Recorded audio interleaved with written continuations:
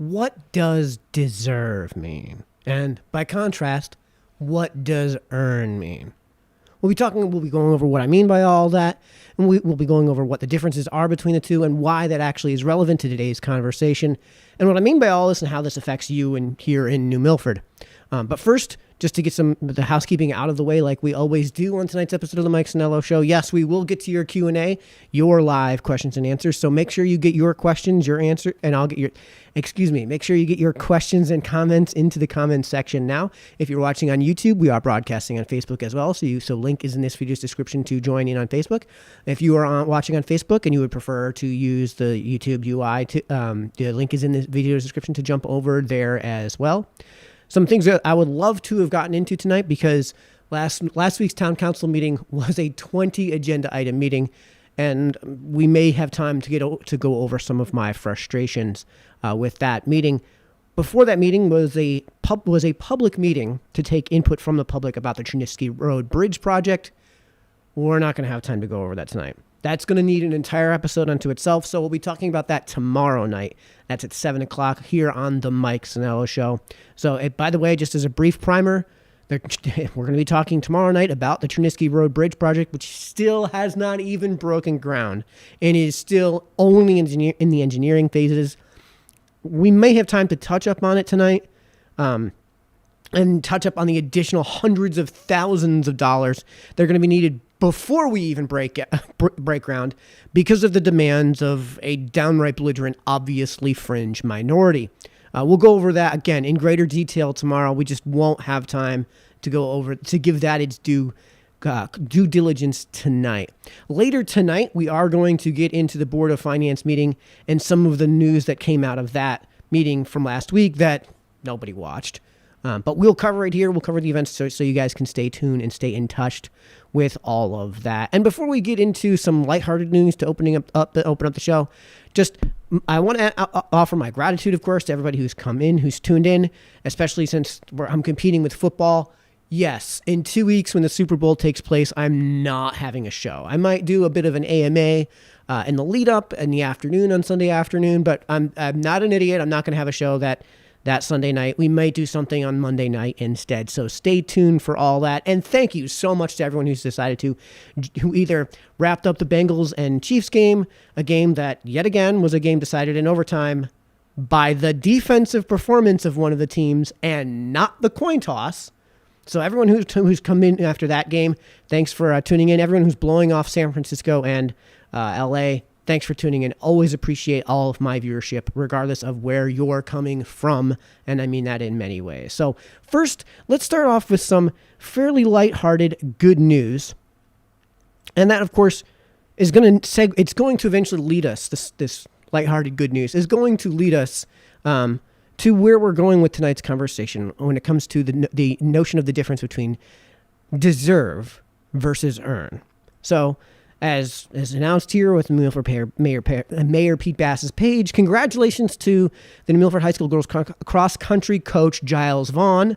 I can actually pronounce his name correctly, not because, and this is a slight dig on Pete. I actually can pronounce Giles' name correctly because I've known him for a very, very long time. For the U.S. Track and Field and Cross Country Coaches Association Annual High School Coach of the Year for girls in Connecticut. Outstanding, New Milford, proud and strong. And this is wonderful news. It seems to me like the performance of the team this year, which has been kind of outsized, they don't have a Nahum on this team, and they still managed to win not only the Southwest Conference, they won the Class L at the state level, they won the State Open, and I believe they did win.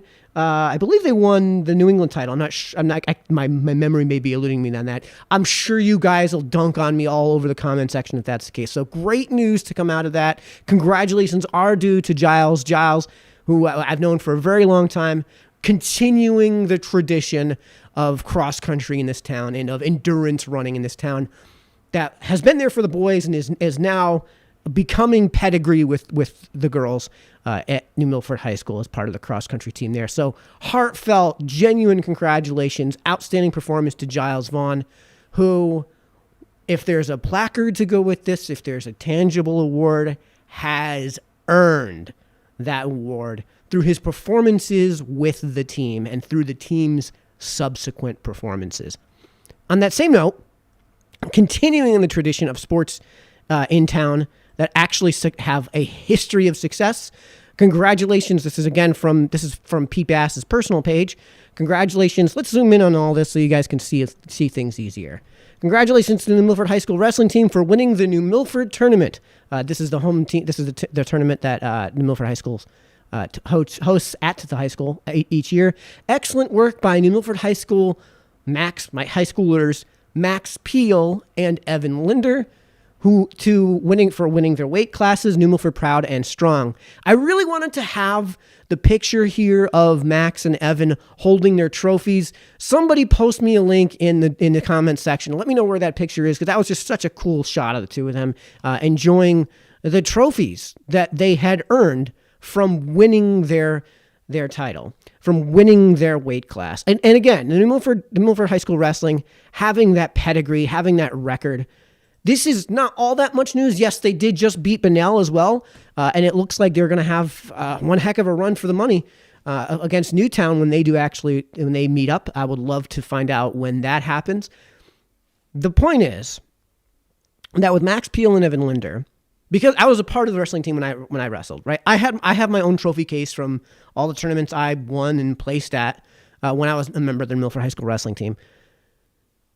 You don't get those accolades just for existing, right?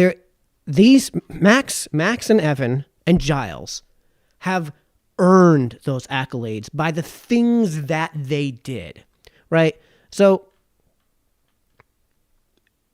in both of these cases, in all of these cases, we're not talking about something that is deserved, not something that is just a mere state of being coming from the ether.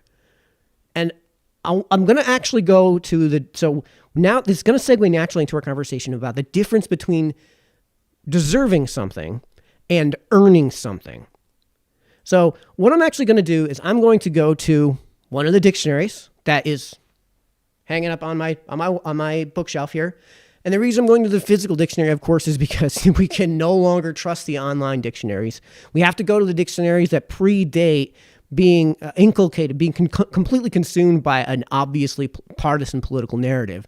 We have to go to these older dictionaries to find these definitions that aren't going to be tainted by political bias. So again, this isn't me going to the dictionary as an appeal to the authority that I'm imparting upon the dictionary. This is me giving a baseline.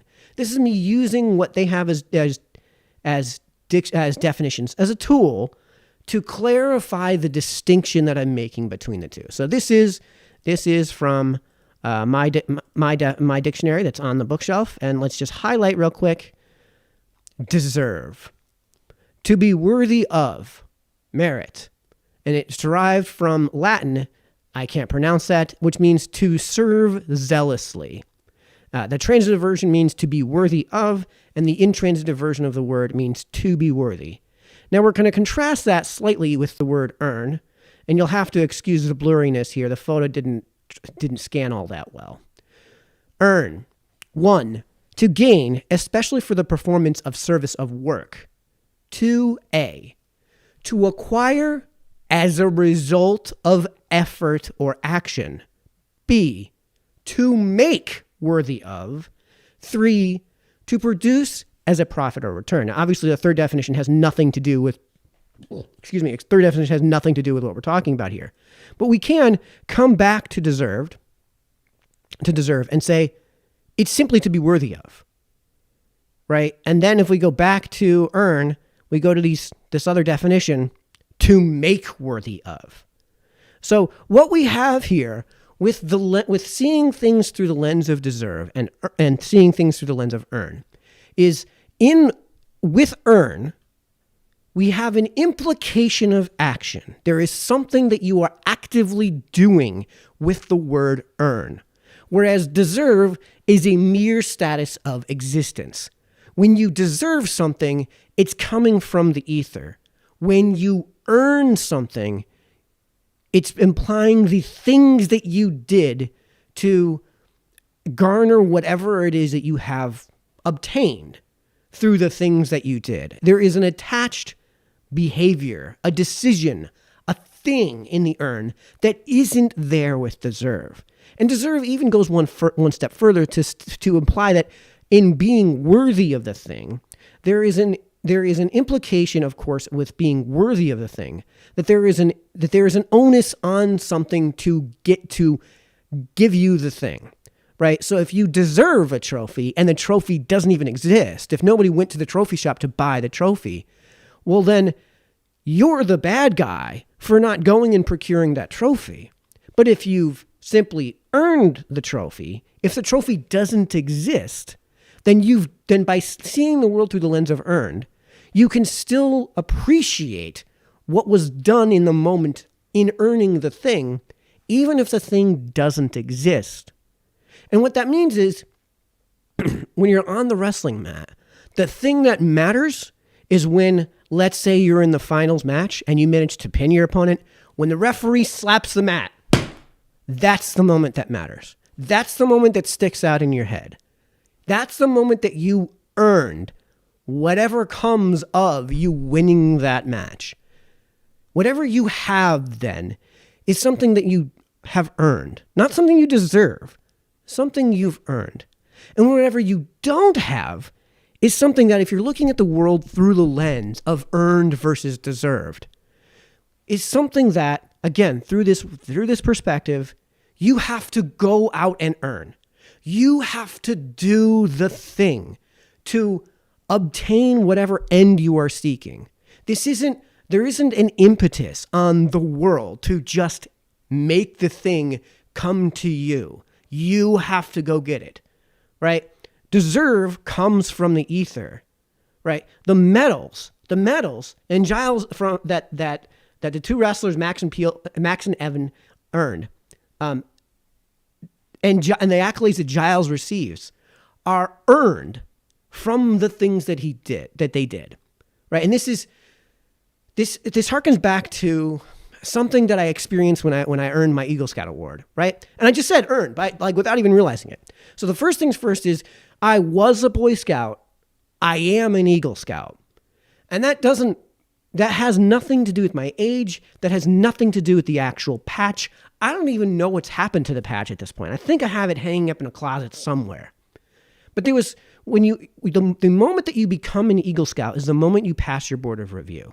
So you basically go before a tribunal of adults who look through your body of work and look at once you've done all of the other things to get yourself to the point of presenting your case before a tribunal. And then they interrogate you and they ask you tough questions if you've done it right. They ask you the toughest questions they can get to you. They ask you to wait outside while they mull over whether or not they're going to award you the title of Eagle Scout. And then at the end, somebody comes out representing the board of review and says, well, in my case, congratulations, Mike. We've approved your board of review. You are now an Eagle Scout.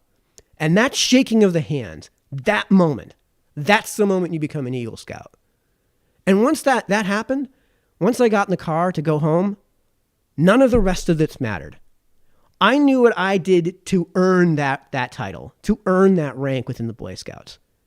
And that's why I never really even wanted a ceremony. And when the patch came, there was almost like a feeling of emptiness because I knew how much work it was to get to the point where I was shaking a man's hand. And that shaking of the hands, that's the moment that mattered to me. And that was because I was seeing things through the lens of earned, which is what they try to teach you in Boy Scouts. The reason they teach you in Boy Scouts that once you are an Eagle, you are an Eagle for life is because you carry that through the rest of your life. Even if somehow all of the accolades and the awards are destroyed in a fire, you know, inside of you, you know what you did, and you earned the thing. You earned the title. We can contrast that by saying, well, what would deserved be? Well, if I deserve the award, then what if the award doesn't exist? More importantly, let's look at this when it comes to the job world, the world of jobs and interviews, right? Do you deserve a job at the end of an interview, or do you earn that job? Do you deserve your current employ, or have you earned your current employ? Do you deserve a certain pay rate, or have you earned that pay rate? And I'm not saying it's necessarily incorrect. I'm just saying it's a healthier lens to view things through if you look at life through the lens of earned rather than deserved. Excuse me.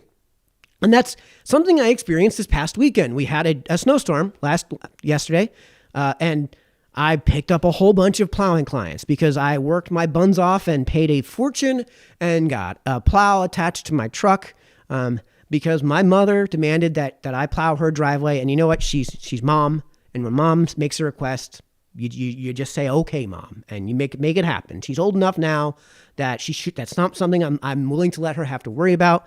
I put a plow in my truck. And again, to all of the people that help spread the word and put me in contact with like the current clients I have. First things first, yes, I will be taking more. I just had to close on Friday night because I needed to get to bed and I just didn't have time in getting to bed super early so I can be up with the storm at whatever unconscionable hour of the morning and on Saturday morning. Yes, I am taking on more clients. So if you guys want to continue to spread the word, I totally appreciate that. I'm grateful. I'm forever grateful to all the people that connected me with some of the clients I wound up serving on Saturday. And, you know, those new clients that I signed, did I deserve them or did I earn them? The money that they wound up paying me, did I deserve that money? Or did I go out and earn it? Did I do something myself? You can't change the world around you, right? You can't affect the ether. Do I deserve those jobs? Well, no, but if I look at things through the lens of earn, then I have to tell myself that I'm the one I can change. I'm the one I can go out and affect, right? And when it comes to things like trying to serve you guys better, right? Like I feel like if people are watching the show, I'm grateful because I've done the thing to attract their attention. And yeah, I would love to do this on Rumble too, which we've talked about, but it costs money to do it on Rumble. And right now I'm just not at that point. So if you believe that there is I would love to have a sponsor. And you know, if you guys want to help sponsor the show so I can go onto Rumble and say things about like masks and vaccines that are factually accurate, but I can't say on Facebook and YouTube, you know, I would certainly welcome it. But if I don't get it, it's because I didn't earn it. And that's what I'm talking about here. I'm not trying. I'm definitely not calling the word deserved offensive. I'm not saying don't ever use it again. I'm not prescribing any censure of any kind. I'm not prescribing a permanent erasure of a word a la 1984 and a la the entire Democrat wing at this point at the national level. I'm just saying that this is a healthier lens through which to view the world.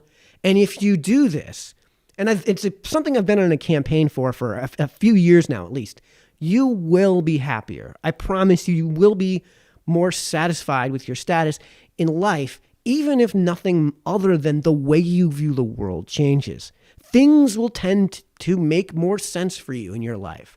The world will just be a better place, and the world is just a better place for you and for everyone around you when nothing is seen as deserved and everything is earned. So I'm hoping what we can do is take that worldview. We can adjust our lens to look at things through that perspective. And if you wind up seeing this video, if you're watching, man, it'd be cool. It would be so cool if you help, you know, spread this campaign to help spread this thing I'm trying to put out here, right? Again, I'm not looking to change your vocabulary.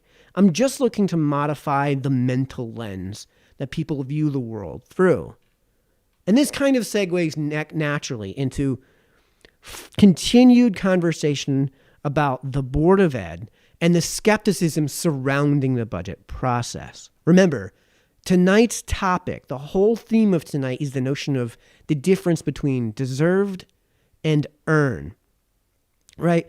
And when it comes, and I talked about this last week, And, the point remains the same, that the skepticism surrounding the budget process comes from things that have doesn't just come from the ether. It's not just some Republican conspiracy theory, right?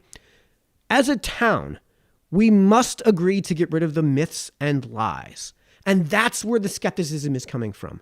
Once those things go away, then the skepticism will go away. Then the intense scrutiny that the Board of Education side of the budget is subject to each year will tend to wither away.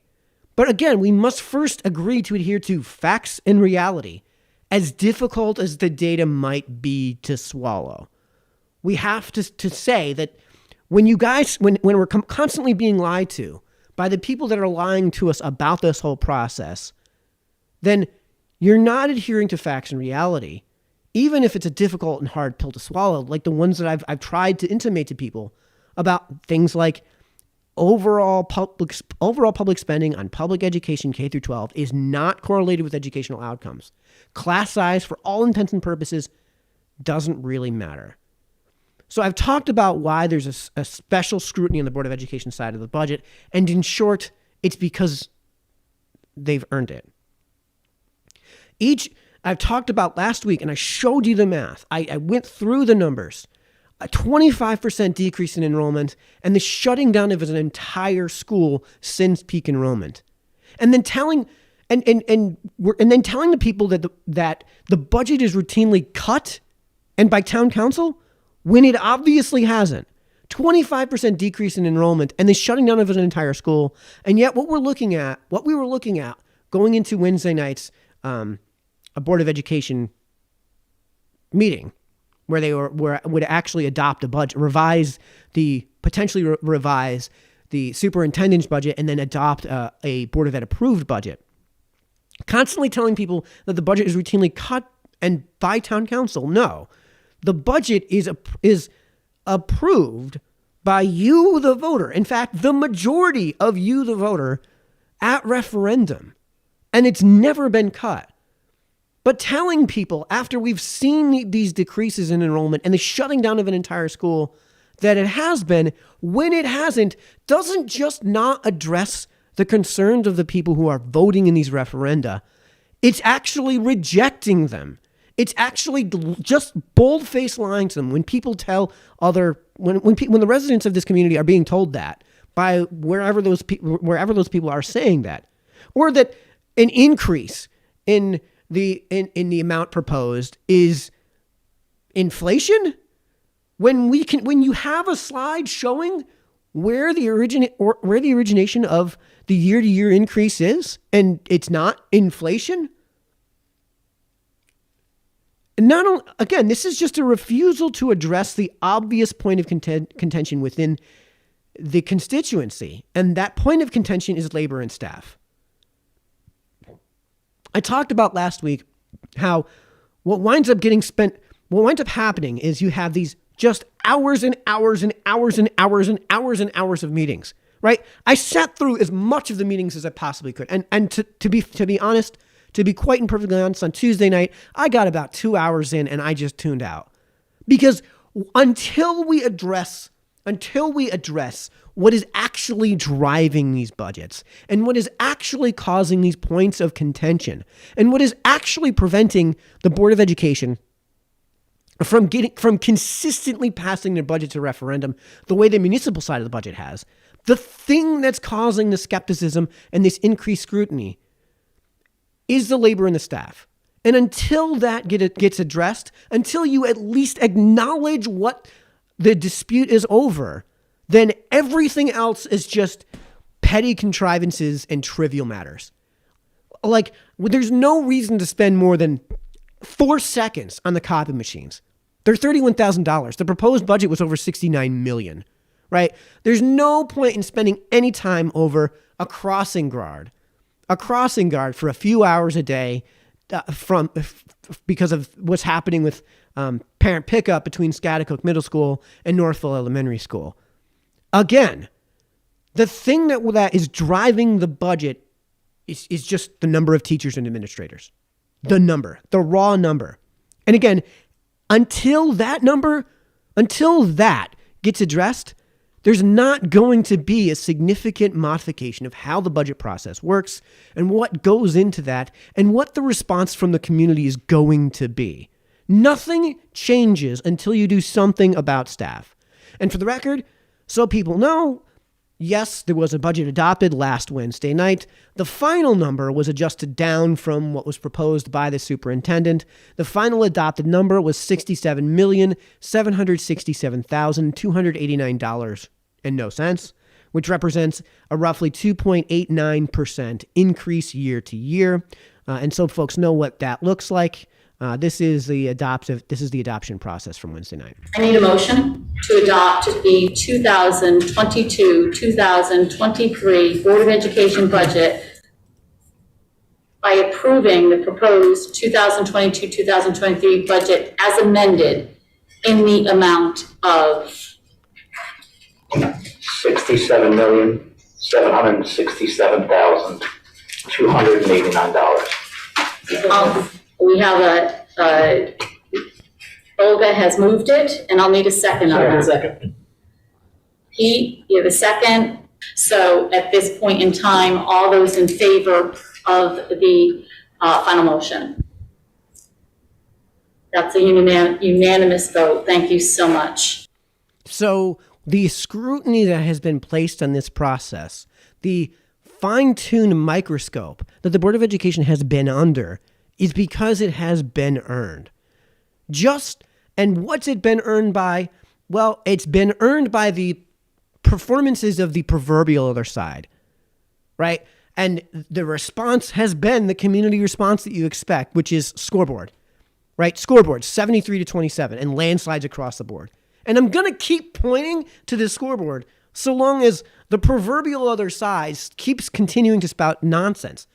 Nonsense like the myth that someone tried to refute. I engaged in a debate on Facebook, of course, because that's what I do, as you guys know. And one of the bits of nonsense that I was fed is that, well, one of the concerns is that we need to just keep pouring money onto this fire, that infinite money is what we need to be paying these teachers, and we don't pay them enough. There are teachers in this area that have a starting salary of $34,000 a year. Lies like this is what is causing the pushback. Lies like this. If you just tell the truth, you won't have this pushback. But lies like this is what's causing the decrease in what you might call sympathy for the teachers in this perspective. It comes from places like lying about compensation. And since we're talking about compensation, let's go right ahead and talk about their compensation. And because I do my homework, because I keep my receipts, because I show my receipts, let's go over the collective bargaining agreement that went into effect last year and continues through June of this year. So let's talk about salaries. Let's talk about the thing that's driving this budget. Article 3, salaries. Salaries payable to teachers during the terms of this agreement are set forth in appendices A1 and B1 attached here too. So to get the actual numbers, we're going to have to go to Appendix A and Appendix B. And trust me, folks, we're going to get there. B, prior to July 1st of each year, teachers shall select one of the following methods of payment to form on a form provided by the School of Administration. 1, 21 equal paychecks. 2, 21 paychecks. The first 21 paychecks equal to 1/25th other salary, and the first and the 21st equal to 5 times 5/25. So this is just how many paychecks do you want? Like if you're getting paid, say $104,000 a year, then that works out to exactly $2,000 a week if there's 52 weeks in a year.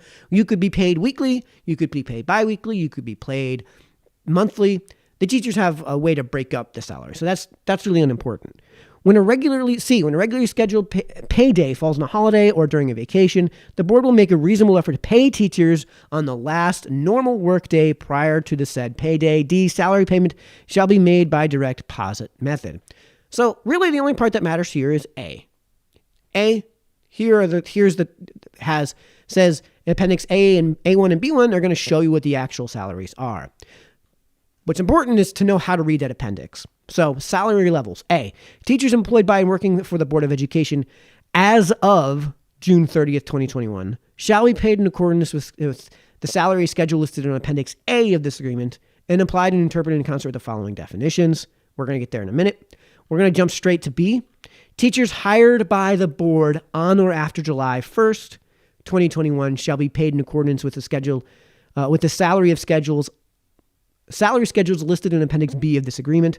So what that means is if you were already employed as a teacher, then the numbers are Appendix A. And if you are a new hire if you were hired after, what's the date on this? After July 1st, 2021, your pay grade is going to be based on, the Appendix B. So let's look at how this gets broken up. Because again, we need to be able to read the appendix. Level BA equals bachelor. A baccalaureate degree earned in an accredited college or university. And we're going to come back to what these mean in just a minute, so bear with me. Level BA plus 12, plus 24, plus 30 means bachelor's degree plus 12, 24, or 30 additional graduate credits in a planned program from an accredited college or university, which studies are applicable toward a standard Connecticut teaching certificate. So in addition to having a bachelor's, do you have any credit hours towards the Connecticut teaching certificate? Or a program approved by the teacher and superintendent as per section 10-145B, subsection C of the Connecticut General Statutes. Already went through all that. That's basically just spelling out how you would qualify for those certificate programs, and how you might find exemptions to those particular qualifications during exigent circumstances to meet these conditions. So that's really kind of unimportant for now. Level MA, master's degree from an accredited college or university. A master's degree requiring 60 credits or more is paid at a level MA plus 30, which is basically all of the master's programs. 12 times 12, it's a minimum. Any master's degree program is going to be a minimum at this point of 12 times 4 at least would be 48. So for most universities, where I went to school in Binghamton University, to get a degree, to get a master's, you would need 64 credit hours. So that's becoming kind of the norm. Level MA plus 12, 24, 30 is master's degree plus those same number of graduate study credits earned at an accredited college or university in the area of the teacher's assignment in New Milford or with the prior approval of the superintendent. Level 6 here, a certificate of advanced study from an accredited college or university in the area of the teacher's assignment in New Milford or with the prior approval of the superintendent. 2 master's degrees from accredited colleges or universities, both of which are in the area of the teacher's assignment in New Milford. So basically what that means is if you get a master's and you do even more education, then this is a different tier of pay structure. Level PhD, an earned doctorate from an accredited college or university in the area of the teacher's assignment in New Milford or with the prior approval of the superintendent. So when it says in the area of the teacher's assignment, that means that the accrediting is an accreditation in the assigned area. So if you go to New Milford Public Schools, then they're only going to accept accreditation from the universities that they have bodies of accreditation that they accept. Right. So, the state of Connecticut has an accreditation bureau. I'm pretty sure the town of New Milford, any university that meets the accreditation standards of the Connecticut State Accrediting Board qualifies. That's all that means. B. So this is the new hires. This is their schedule. Level BA is baccalaureate degree earned from an accredited college or university. And then they got rid of some of these impartials. So instead of there being a BA plus 12 or plus 24, there's just the BA plus 30. So you have to have earned 30 credit hours towards the Connecticut Teaching Certificate Program. And they did the same thing with the master's. So that's basically all that they've done in terms of the structure of this thing, right? So we're going to go to the pay tables. We're going to go to these tables in just a moment. Let me bring up my notes here real quick. Sorry, folks. But before we do, I want folks to understand that I looked into the teaching certificate situation. I have no idea how you would qualify as a bachelor's alone with no credit hours towards a teaching certificate. As far as I can tell, basically, once you're employed by a school, you have 3 years to get one of these degree certificates. That's the best case scenario you can hope for. There's nothing in this contract from the town of New Milford side that demands that you have this certificate. But in order to teach in Connecticut, you have to have that certificate at some point. And from what I can tell of the Connecticut general statutes that were referenced here, I don't know how you maintain I don't know how you stay a teacher in Connecticut, at a public school in Connecticut, without getting that certificate in no more than 3 years after your employ. And usually it's way sooner than that you wind up getting it. So I don't even know how you would qualify for just the BA level, especially given, too, that a lot of these courses of study are courses of study that are going to be courses that have an overlap with those certificate programs, that have master's level overlap with those certificate programs, postgraduate level courses that you're going to be taking in your baccalaureate. So if you're getting a BS, a BA, let's say, from a SUNY school, a State University of New York school, which has accreditation here in Connecticut, right? If you're going to be taking those, if you're going to be majoring at a baccalaureate level in something like science teaching or teaching of mathematics, right? You're going to be taking these courses that are going to qualify for that anyways. But if you're not, then you have to go get these credit hours like right away after you've been employed. So I have no idea how many teachers could even be in the system that meet that criteria, that are just BA and nothing else, right? As far as I can tell, the only way you can do this is to do basically what I did. Graduate from a highly accredited school of business and major in business, a major that itself doesn't necessarily, and probably necessarily doesn't, have those postgraduate certificate courses, right? And then enter into the system and somehow get hired without those credentials. Best of luck, right? And then you've got to pursue, and then right away I have to go pursue this certificate program because of the number of credit hours that these certificate programs require in order to earn the certificate, right? So I don't know how anyone even meets that qualification. I genuinely don't know how to do it.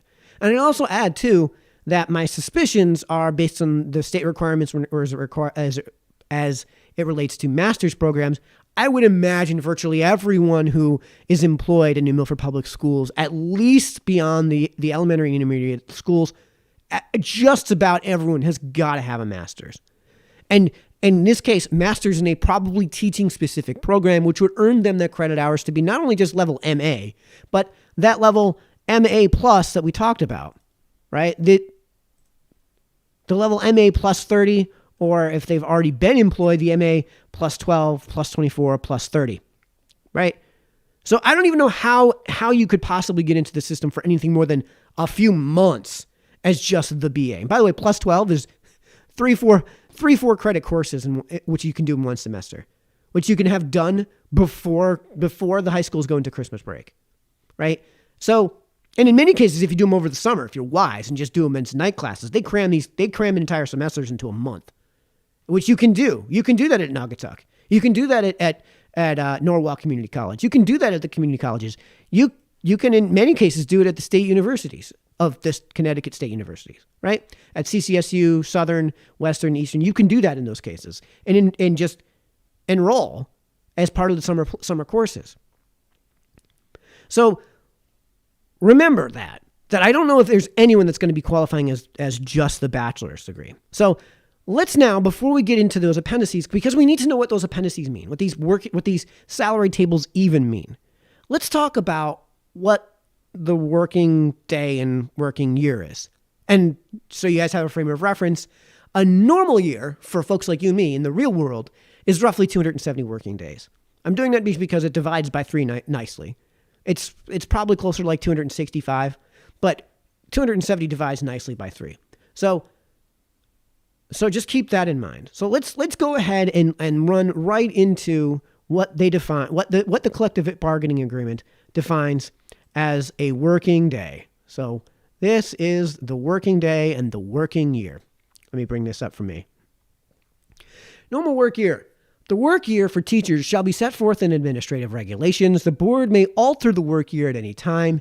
An extension of the work year beyond 186 work days shall be compensated at the per diem rate of 1/186th of the teacher's annual salary for each day of the work year is extended for teachers. So again, 186 days. And if there's a reason to work any more than that, and I don't know why there would be, but if there is, then you get paid more. Should any of the extended days in the work year be 3 hours or less in duration, the teacher shall receive half of the per diem. So if it goes over 186, instead of getting a daily rate, you get a half-day rate if you work less than 3 hours. Reason to complain here, but not that big a deal as we move forward here. Normal work day. A, the starting and dismissal times of all schools shall be set forth in administrative regulations and published for any succeeding year by no later than 4 weeks prior to the opening of school. The work day, here we go, folks, shall be 7 hours and 15 minutes. 7 hours and 15 minutes. The time that has been added to the teacher workday as of July 1st, 2003, may be student instructional time. 7 hours and 15 minutes. Where are my landscapers at? Where are my masons at? Where are my roofers at? Right? Like 7 hours and 15 minutes? 7 hours. This isn't even an 8-hour day. This isn't even an 8-hour day. Right? And even if you're going to say, well, a normal working day is 9 to 5, but everyone takes a half hour for lunch, that's still 7.5 hours, right? And who today in 2022 works a real 9 to 5? Who really only punches in at 9 and then at 5 o'clock, they're just done. They go home. Who does that? 7 hours and 15 minutes. How many people are entrepreneurs and know what that and would love to work 7 hours, 15 minutes? Again, landscapers. The guys that you see mowing your lawns, they're working minimum 12-hour days. There's no way they're working less than 12-hour days. And this is backbreaking manual labor. Masonry is even worse. And the only reason you don't see masons working till like 8 o'clock at night is because they can't. The human body can't possibly last that long doing that work. As brutal and backbreaking as landscaping is, masonry work is so much harder. Tree climbers are done at 2 o'clock in the afternoon because they have nothing left.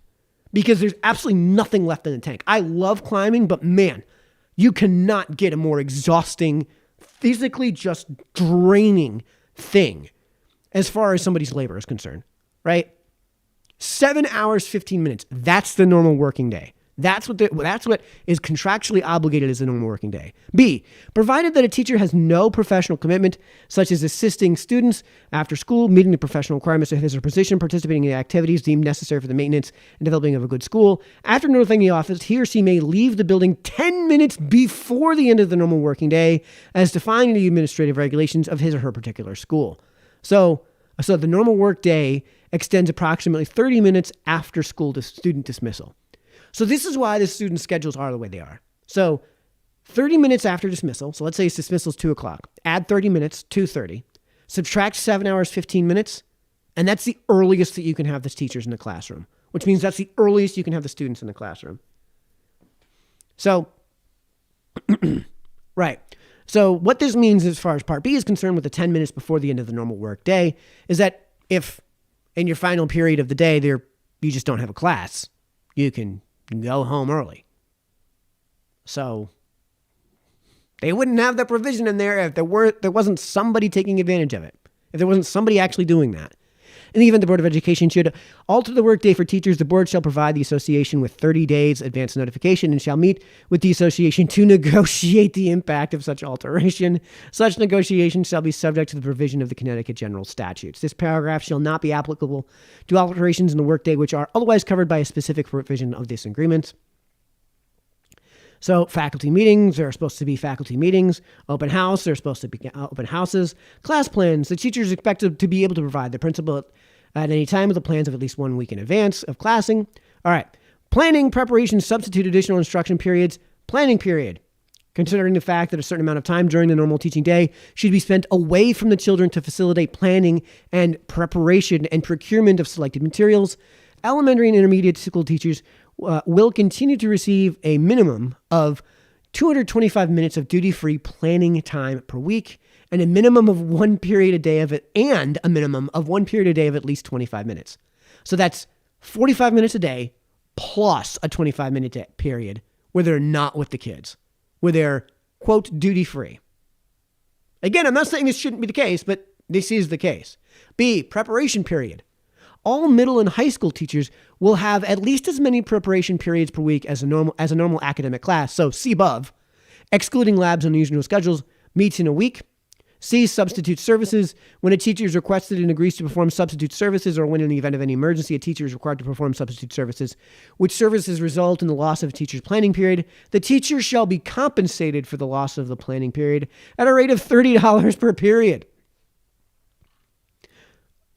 Okay, so duty-free lunch. All teachers have a duty-free lunch period of reasonable duration in any event that not less than the approximate length of the pupil's lunch period. So remember what I said about how if you're working a 9 to 5 and you get a half hour for lunch, that's really only 7.5 hours. So it's 7.25 hours minus this half hour, or 25 minutes is what it was when I was in high school. Teaching responsibilities. They have these responsibilities. Changing the work day. The Board of Education, subject to a teacher's approval, may change the start and or the end of said teacher's workday so as to afford opportunities to students not otherwise available during the school day. The short version of this entire section, when it comes to the working day, is that these are not the normal working days of what you and I are working. These are definitely not even banker's hours. Not even banker's hours. And I'm not saying they should be, or they shouldn't be. But let's just deal with the truth of the matter. These are not even banker's hours. And what happens when you have an early dismissal because of snow? What happens if you have an early dismissal because of heat at the beginning and end of the year?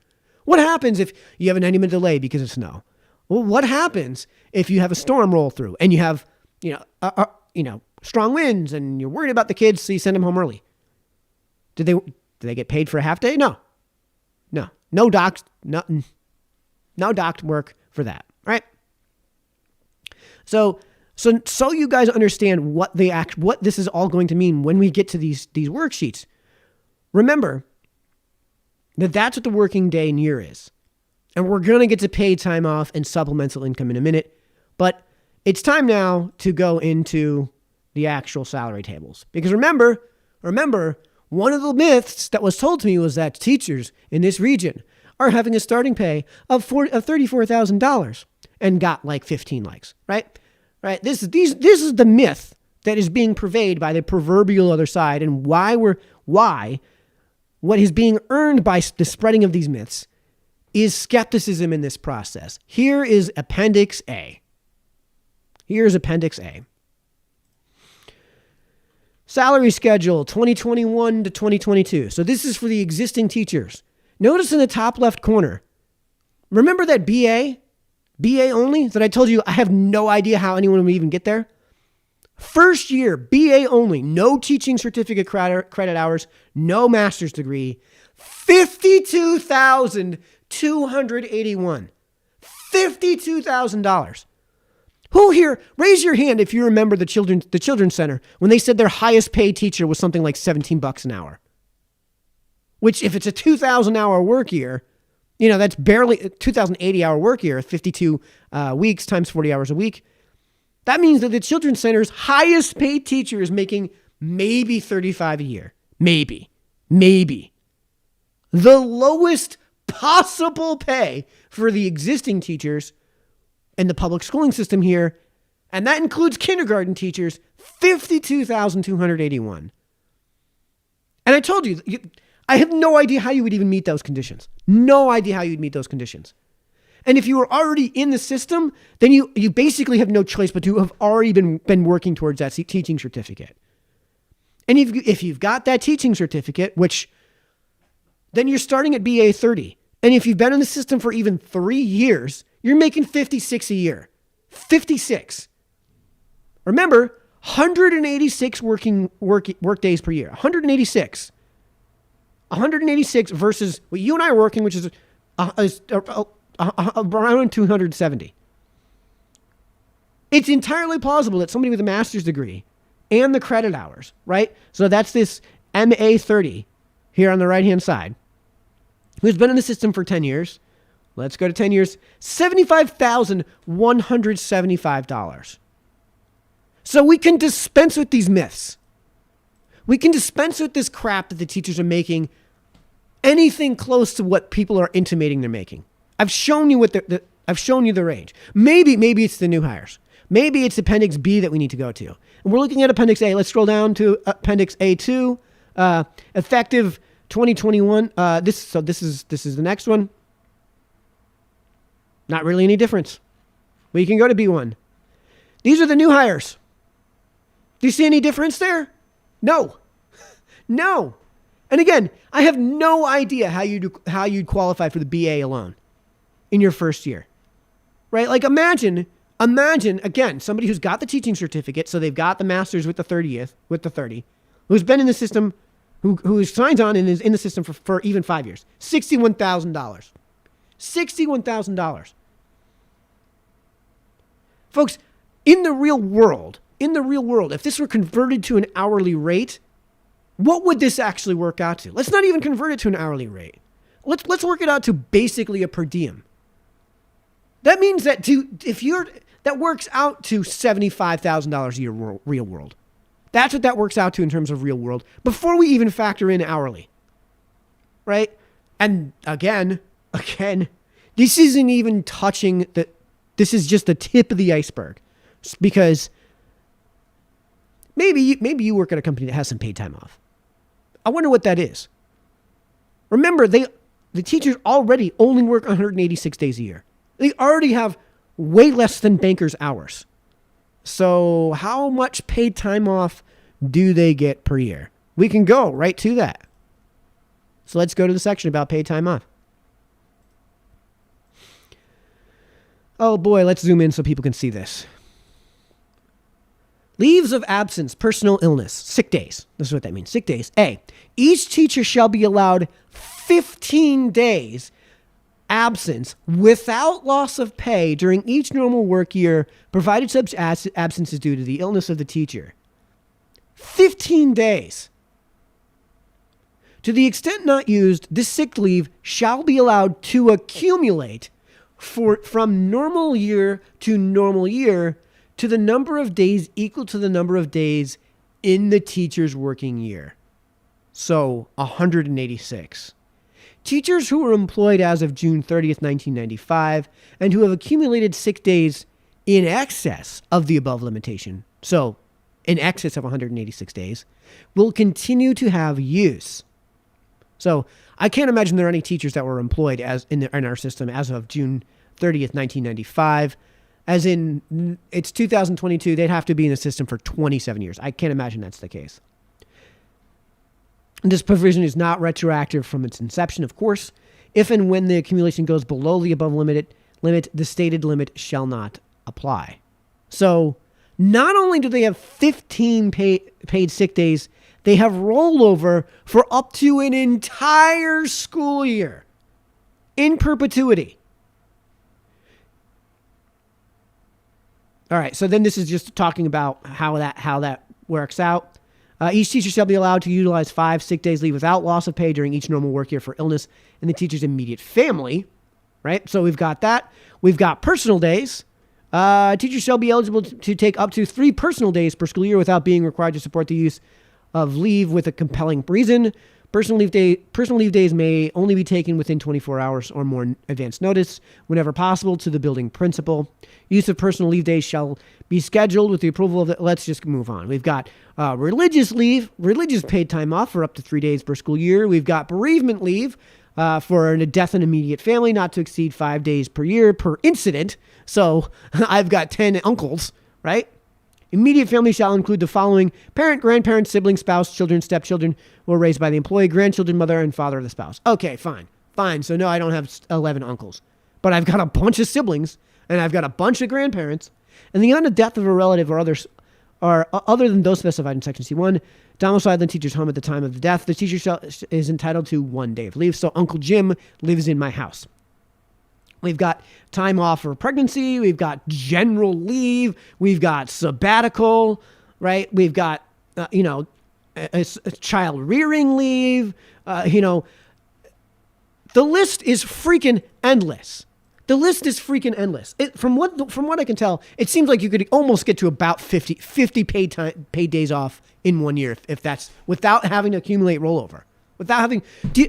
Folks, remember what I said about how you are working about 50% more days in a year than the teachers are. So what does 15 paid days off work out to in the real world? Well, it works out to 22 and a half paid sick days. Just on sick days. And if you're working 5 days a week, that's damn near a month in real terms. That's damn near a month in real world terms. So we can kind of dispense with this myth that the teachers aren't being compensated fairly, that they're not making all that much money. This is to the community. Just stop lying about what the teachers are paid. Just stop lying and say the only way to obtain or retain quality employment is infinite money, because it's not. And honestly, what we should get from this contract more than anything is, man, I'm in the wrong racket. I am in the wrong line of business for sure. I am definitely in the wrong line of work. And this doesn't cover their insurance. This doesn't cover fringe benefits. This doesn't cover half of what's just built into that contract and what may not necessarily be built into the contract, but we all know to be true in terms of things like those fringe benefits I mentioned. But again, I'm showing you this not to assuage sympathy, right? Like I'm not showing you this to say, teachers are paid too much. All I'm saying is, now that we've gone over the receipts, now that we have the facts, now that we've done our homework, we can dispense with the myths. We can dispense with the lies. This is one hell of a deal. Right? And I know that for a lot of these kids, you're dealing with a bunch of little brats all day. And by all day, of course, I mean 7 hours, 15 minutes, minus 45 minutes, minus 25 minutes, minus another 25 minutes. Yeah. So, excuse me if I've lost a little sympathy for teachers because of the lies that are being pervaded by the proverbial other side. Because of the lies about what's about the truth of the matter when it comes to this compensation. And by the way, we didn't even go over supplemental income. So let's just go over that real quick. Let's go over some supplemental income. Because in addition to the pay scale that I showed you, there's no way, not only is there no way that I just find it difficult to believe that there's even more than a handful of people making that bare minimum of $52,000. Let's go over the supplemental pay. So this is extracurricular activities. And this I'm just going to ram through because there's so much of it. Elementary schools, grades 4 through 6. Intramurals, 1985. Intramurals, 1985. Intramurals, grades 5 and 6, 1985. Grade 5 and 6 intramurals, 1985. Almost $2,000. Student council advisor, 2 stipends, almost $2,000.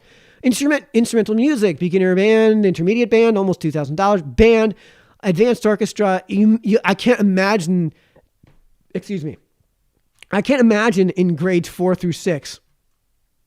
Yeah, in grades 4 through 6, that it's any more than one person that's basically claiming virtually all of these stipends. Choral music. Again, I can't imagine it's any more than one person accumulating these $2,000 a piece. So we're looking at like $6,000. You could, just to be the choral music teacher, not only are you making what I showed you in those appendices, in those charts, but an additional $6,000, right? I didn't realize we're so short on time, but like chess club, student council, grade level advisors for 7th and 8th grade. Now that we moved on to Scattercoke, yearbook committee, computers for children, intergalactic coaches, voices, jazz band, writing lab, and thousands of dollars that are just up for grabs for all kinds of things. We moved on to New Milford High School, Gay Straight Alliance, $1,000 just about. United Countries, German Honor Society, Emerging Artist Club, intramurals, music visual tech, freshman class advisor, sophomore class advisor, junior class advisor, student council advisor, Spanish Honor Society, French Honor Society, drama club, Piper. Like, there's 8 million other ways to earn supplemental income, right? And this is, and now we move on to sports.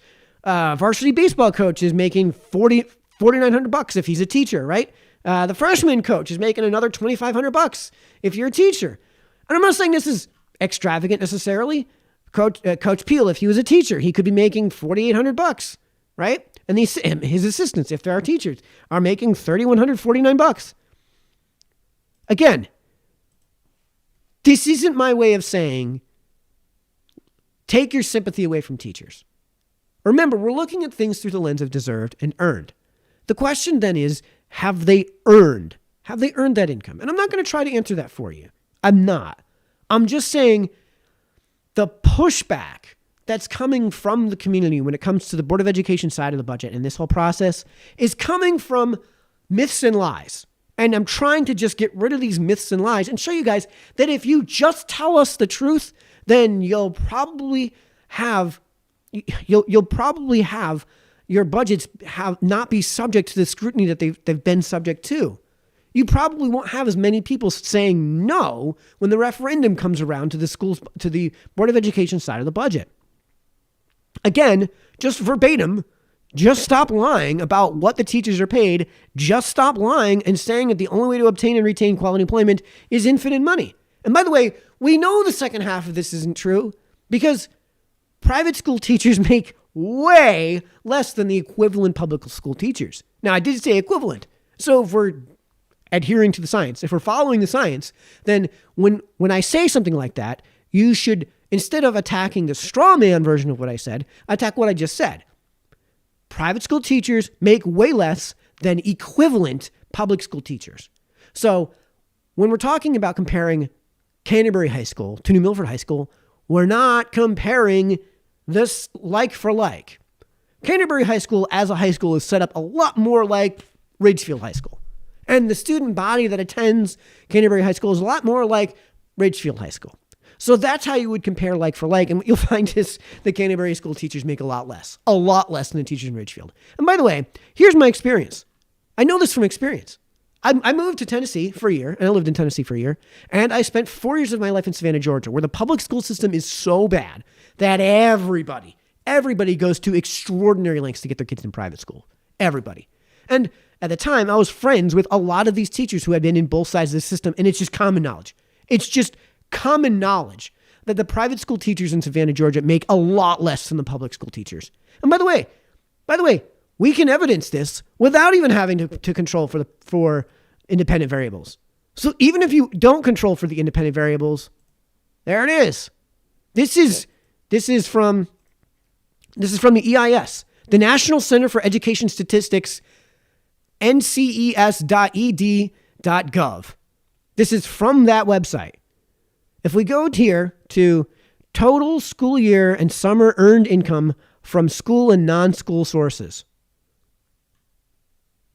Right? Actually, that's not the number we want. We want base salary. Let's go to base salary first because all we care about is what the teachers are making from the schools.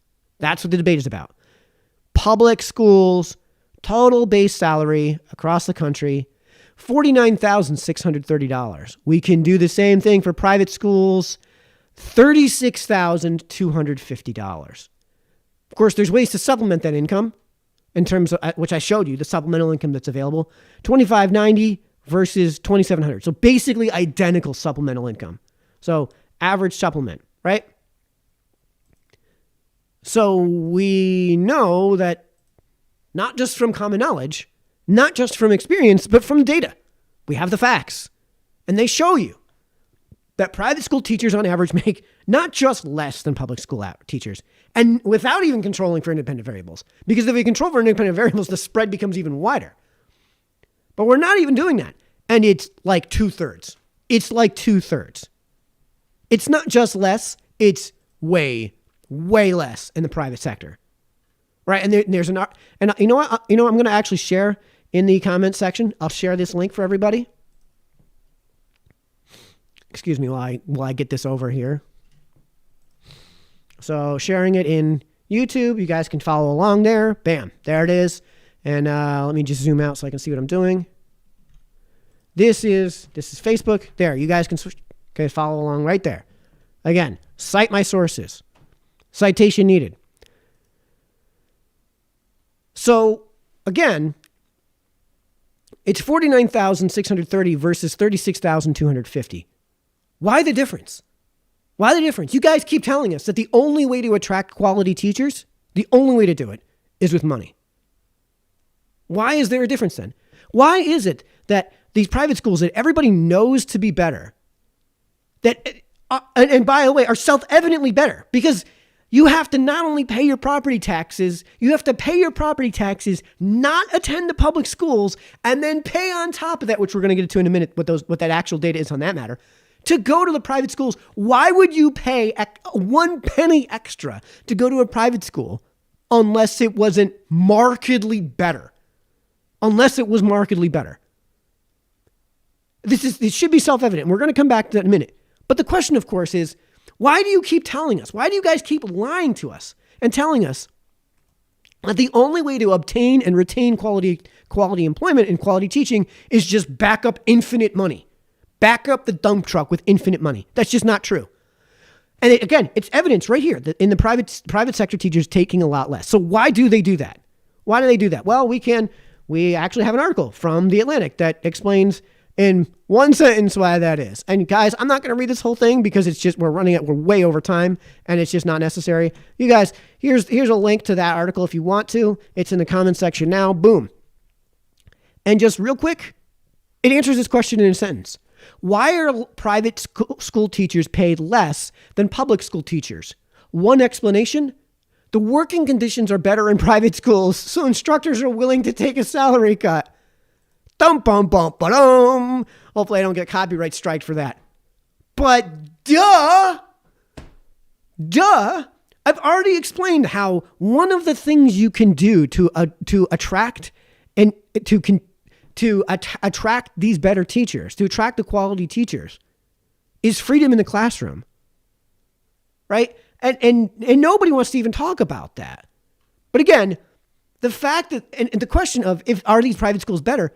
Well, if they're paying their teachers way less by the prevailing myth that's been going around, and it is just that, a myth, by the prevailing wisdom, if you will, that is just a myth, they should be worse. You should expect way worse outcomes, but they're better. And again, I told you, this should be self-evident. I shouldn't have to cite my source. It's self-evident by the fact that parents are still willing to pay tens of thousands of dollars on top of their taxes to not go to public schools. And by the way, anyone who's ever dealt with a private school knows that what they have are endless amounts of in-house grants, and there's charities you can go to, there's scholarships you can obtain out of house and in-house to go in there. Almost nobody pays full tuition tuition room and board in some cases, who goes to private school. Almost nobody. And when I was living in Savannah, almost everybody pays out of pocket nothing to these private schools because, again, of the in-house grants, the in-house charity, the in-house scholarships, and the additional out-of-house, external scholarships and the external charities and the external grants that reduce the tuition down to nothing. And by the way, once you get the dollars the same, like we had in Savannah, once it out of pocket costs nothing to go to private school, everyone goes to private school. Everyone. Just absolutely everyone goes to private school. And the fact that homeschooling even exists tells you how poor a job public school does. Why would you not only pay your taxes, not have your kid go to the public school, and then take the time out of your day to do that job yourself, and also sacrifice the income you could have been earning in that time? Unless what your kids were getting was a much better result, a much better experience. If it was true that public schools were the bastion of the saving grace, if you will, that it's been treated as by the proverbial other side, then homeschooling wouldn't even exist. And a lot of this is evidence too. And when it comes to things like freedom in the classroom, when it comes to things like paying teachers more doesn't resolve these issues, was elicited in Thomas Sowell's, I think, his best work, either his best or his second best work. It was released in 2021. It's original research. I highly recommend everybody go out and look at this book up. It's called Charter Schools and Their Enemies. And I would hold up a copy of it, but it's on loan. Folks, I've got something of a library I'm building back here. So if you guys want, so if there's a book that I might have that you might be interested in, if you'd like me to back up my sources, what Thomas Sowell proved in that book was that, yes, charter schools are better than public schools. And again, it has nothing to do with money. What he did was independent variable control to only have the charter schools that are selecting their students by completely randomly, where anyone's allowed to apply to get into these charter schools, and where the charter schools themselves, the physical facilities, are sharing a building with the public schools. So you couldn't possibly get better independent variable control, and the difference is staggering. The performance difference by the students is staggering, right?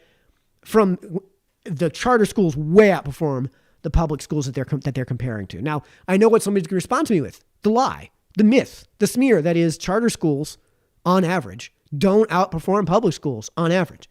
Well, yes, if you're going to take all of the public schools and do no independent variable control and compare them to all of the charter schools and do no independent variable control. Where do charter schools exist?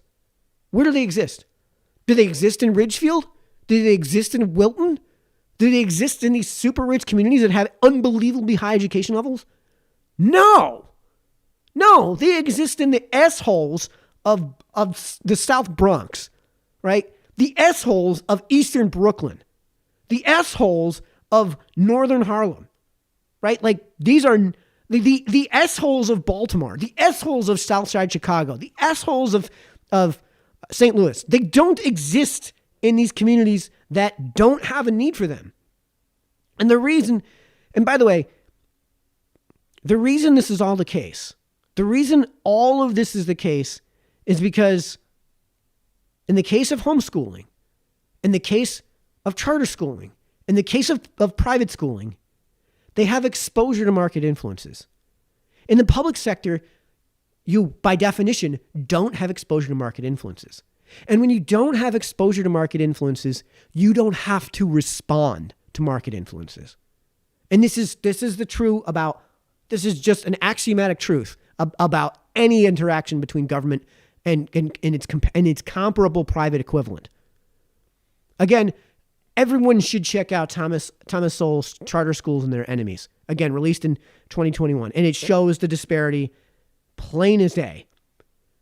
Right? And that the response and growing movements away from public schooling as a result of all of this, as we come back to our main theme, the explosive growth of homeschooling, the growth of private schooling over the last 2 years is a response to all of the failures, and I'll say failures, of everything going on in the public schooling system across our state. And the response in all of these cases, in all of the things I've gone over tonight, the response is earned. Keep lying to you, the taxpayer, and you, the taxpayer, respond in kind. And that shows up at the referenda, and that shows up at the elections. And again, I'm going to keep pointing to the scoreboard so long as the proverbial other side keeps forcing my hand. Now, we talked about we're way over time here, so I'm going to try to blow through the end of this. So at the last town council meeting, there was Pete, during executive session, was proposed to have a salary increase. That met the approval of the town council. There's still a lot more to go through with all of this. But remember, under the heading of earned versus deserved, Pete's salary, the recommended increase that was approved by town council unanimously was to go from $85,504 a year to $103,504 a year. Now, what has Pete done in the meantime? Let's talk about the things that he's done. We don't have time to go over them today, but I want you guys to think about that. Does Pete deserve that raise, or has he earned it?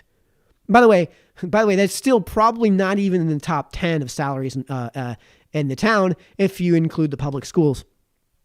And of course, this has to still go through the town council and the board of finance, at which point you, the voter, as part of the budget referendum process, in all likelihood, will be making the decision here. And this is how I'm hoping you guys view this, through the lens of earned, not deserve.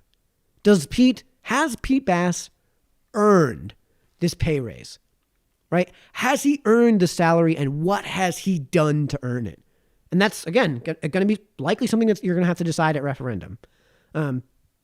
Also, the last town council meeting, there was another round of ARPA funds that was proposed, not voted on, so nothing to say really there. Several things, though, from previous meetings were passed on to last week's Board of Finance meeting that nobody watched because you guys were all watching the Board of Ed adoption, which I totally understand. We have to blow through this as quick as possible because we're running way over time.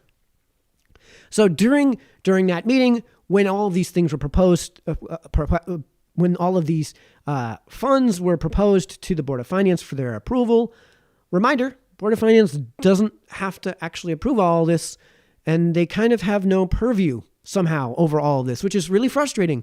And Amy Fotopoulos jumped in to ask the question. She's like 6 months behind.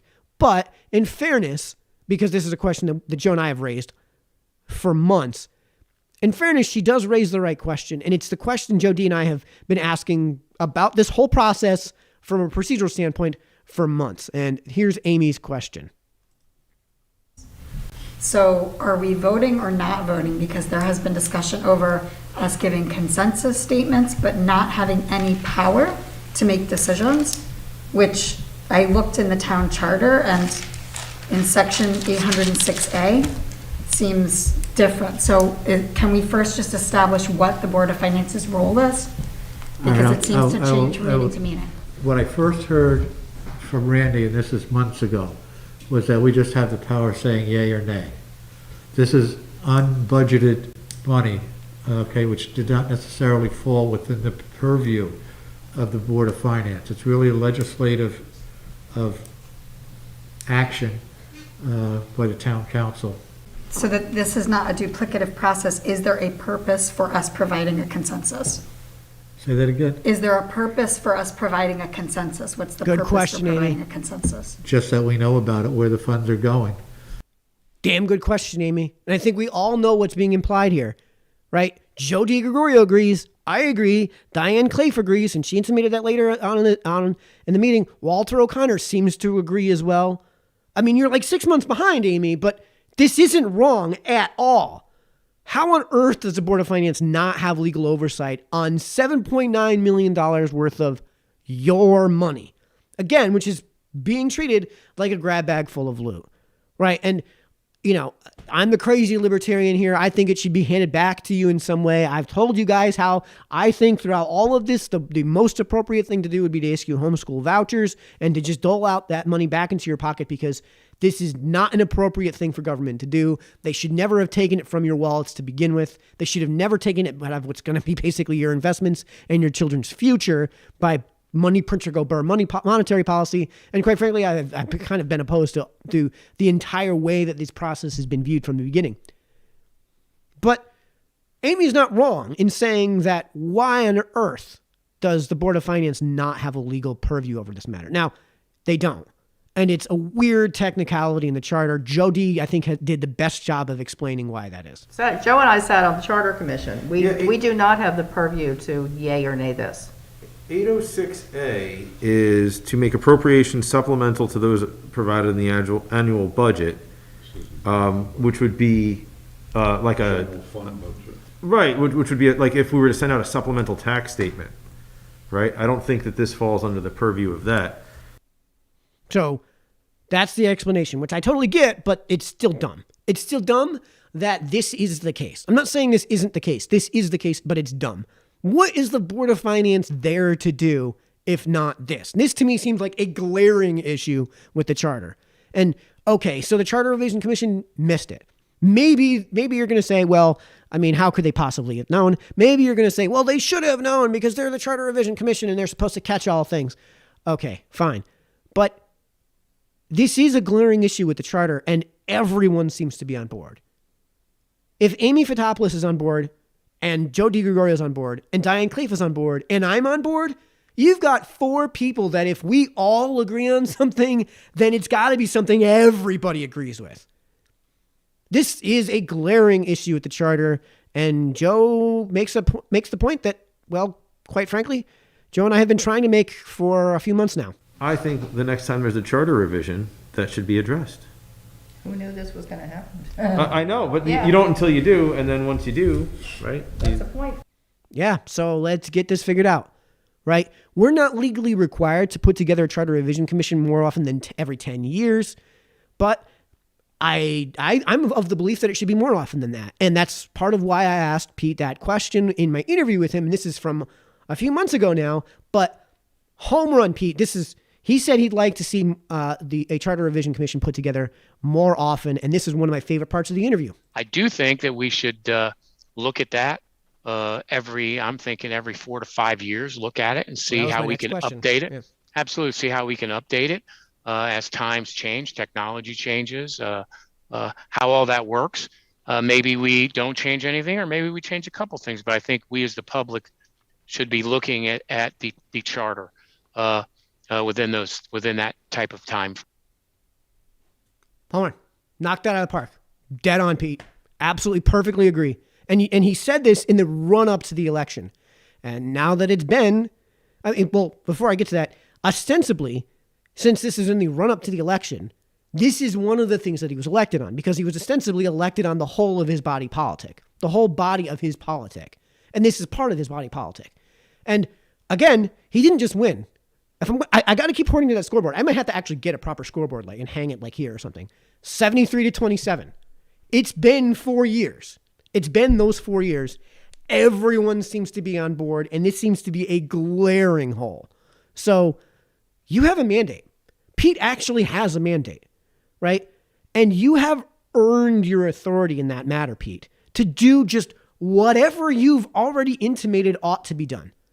Whatever you think you have an impetus to do, Pete, just do it. Don't wait to see if there's, never mind the potential pushback. You've earned the freedom to just say, this is the right and the thing that is right and good to do, so I'm just going to do it. Opposition be damned. 73-27. You've earned that position. You've earned that authority. You have a mandate from the voters to do the thing that you think is right and good. And there's going to be a referendum in May. So my take on all of this is, let's hurry up and put a charter revision commission together. Give them 30 days and tell them they have a mandate to report on this particular issue. We're not going to tell you how to report on it. We're not going to tell you the recommendation you need to make, but this is the thing you're to report back to us on. And if a change is recommended, then it goes on to the referendum in May. That way we're not waiting for another election year to put this thing out during the November election, or waiting until the 2023 referendum to get this all done. And again, I'm trying to get, this isn't something that has to do with the current expenditures from ARPA, because for all intents and purposes, we're whittling this thing down, and they'll probably be gone anyways by the time the referendum comes around. So this is not my way of stopping their ARPA funds from going through the way they've been going through. This is just plainly the moral thing to do. It's just the right and good thing to do. Pete has earned the freedom to do the things that might get him pushback, but which he thinks are the right and good things to do. He's earned that. Public schooling here in New Milford has earned its scrutiny and the skepticism from the community that it's been receiving. And that's without making a statement on the COVID response and the mask and vax mandates for kids, which I can't talk about because we're not on Rumble. So remember, if you want me to say those brutal things and show you the data, we got to move over to Rumble. And unfortunately, that cost me money. So I'm going to need a sponsor to do that. And speaking of earned, just like the wrestlers and runners earn their medals, nothing is deserved. Everything is earned. And the sooner we start adopting this way of viewing the world, the better off everyone will be. So I'm way over on time. We're probably at halftime now on the football game that's been going on. So let me get over to your questions, comments, and let's start the Q&A session for tonight. So if you do have questions for me, please get them in now while I'm going through all of this real quick to let everybody know, for everyone who stayed in. First things first, thanks, of course, everyone for tuning in and for watching. Totally appreciate all of the viewers I wind up getting, even if I'm competing with football and no one's going to be watching this if the NFC Championship game is on. But So folks know what I'm going to be doing for the course of the next week. Tomorrow we'll be talking about, what are we talking about? Oh, the Chernisky Road Bridge project. We're going to talk about that tomorrow because that deserves basically an entire show unto itself. We're then going to be moving on.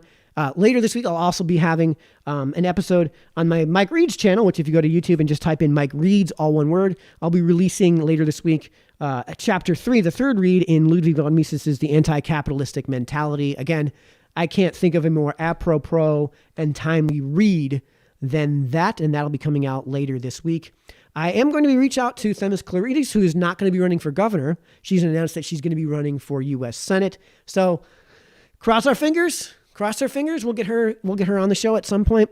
So stay tuned for all of that. And of course, we'll be back next week as we always are. It'll be the Pro Bowl anyway. Nobody's going to be watching that. You shouldn't be watching the Pro Bowl, folks. Come on. Nobody watches touch football. So, yeah. So thanks everyone for watching. We're going to have to do something different for the Super Bowl. All right. Ray Lewis says I should do a halftime show. Yeah, maybe. That might not be a bad idea. I don't know what I would do. Let me know in the comment section what you guys think I should do. Because I only have about 15 minutes during halftime to really get something out there. So I don't know what I would do, but yeah, maybe I should just do a halftime show. I don't know how I could get, I don't know how I would get to, what I would do in those 15 minutes. Is he freezing for anyone else? So yeah, no, I've got a pretty high broadcast bit rate. So, if you're not in a great internet spot, then every once in a while the stream won't come in as clearly as it would if you're, in your home. Keith, thanks for providing this information. Keith, that's what I'm there for. I hope as a member of the Board of Education, you guys take this all to heart. Again, I'm not here to just rag on the Board of Ed. When the question comes up, why do they get the intense scrutiny that they get? Why is there skepticism in the community? I'm showing you guys why. I'm providing the data. And again, for the members of the Board of Ed who are watching, again, thanks for watching. Genuinely. I hope you guys take the data that I produce to heart. I may actually have to put a video together on, the differences between public and private schooling at some point. So let me know in the comment section if you guys want me to put that video together. Kind of like I did the video on what works in the classroom, the truth about public schools. That video I put together. Mike Boucher says it's a boring game. Mike, if I'm going to take anyone's word for it, I'm going to take your word for it. It's between the Rams and the Niners, two teams I just don't care about. When the Bills were in the playoffs, hey, they're at least the New York team, and I give a darn about New York teams. So that was kind of cool, and it was a great game that they played against the Kansas City Chiefs, which they lost, not because of a coin toss, but because of the performance of their defense at the end of the fourth quarter and in overtime. And if they had performed as a defense the way the Bengals defense performed in the closing minutes of the fourth quarter and in overtime, they would have won the game. Therefore, the coin toss did not determine the outcome of the game.